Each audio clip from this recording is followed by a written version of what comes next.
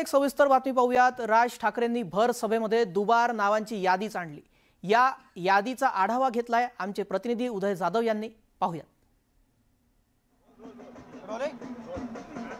मनसे अध्यक्ष राज ठाकरे यांनी सभेमध्ये भाषण केलं आणि त्या भाषणामध्ये त्यांनी खूप मोठा खुलासा केलेला आहे की कशा प्रकारे दुबार मतदार जे आहेत राज्यामध्ये निर्माण झालेले आणि त्या दुबार मतदारांची संपूर्ण यादीच त्यांनी सभेच्या समोर जनतेसमोर आणलेली आहे। आपण इथे माझ्या बाजूला पाहू शकता कशा प्रकारे ही यादी आहे। ही संपूर्ण यादी या सभेमध्ये इथे दाखवण्यात आलेली आहे। आपण याचे काही जर पेपर पाहिले तर याच्यामध्ये निवडणूक आयोगाची संपूर्ण यादी जी आहे ती आपल्याला इथे पाहायला मिळते। सर्वांची नावं इथे पाहायला मिळत आहेत, त्यांचे पत्ते आहेत आणि त्यांचा वॉर्ड क्रमांक जिथला आहे, मतदार क्रमांक जो आहे तो देखील इथे सर्व इथे दिलेला आहे। असे अनेक पेपर जे आहेत ते आपल्याला इथे पाहायला मिळतात।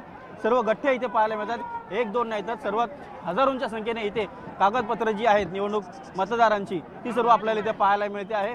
आपण इथे पाहू शकतो कशा प्रकारे इथे नावं आहेत, अनेक नावं इथे दुबार जे आहेत ते आपल्याला इथे आलेले पाहायला मिळत आहेत। आपण इथे पाहू शकतो, मी माझ्या व्हिडिओ जर्नलिस्टला सांगतो, इथे मधुकर विश्वनाथ खंदारे, मधुकर विश्वनाथ खंदारे असं दोन वेळा नाव आहे। वरती मधुकर विक्रम पाटील, मधुकर विक्रम पाटील असं दोन वेळा नाव जे आहे ते आपल्याला पाहायला मिळते। मधुकर सोनावणे, मधुकर सोनावणे अशी नावं जी आहेत, मधुकर शंकर शिंदे, मधुकर शंकर शिंदे असं देखील इथे नाव जे आहेत आपल्याला पाहायला मिळतं। एकूणच आपण पाहतोय की कशा प्रकारे दुबार मतदार जे आहेत ते इथे आपल्याला पाहायला मिळतं। असे अनेक पेपरचे गठ्ठे जे आहेत इथे आणलेले आहेत। मनसे अध्यक्ष राज ठाकरे यांनी त्यांच्या स्टाईलमध्ये ही सगळी पोलखोल जी आहे ती केलेली आहे।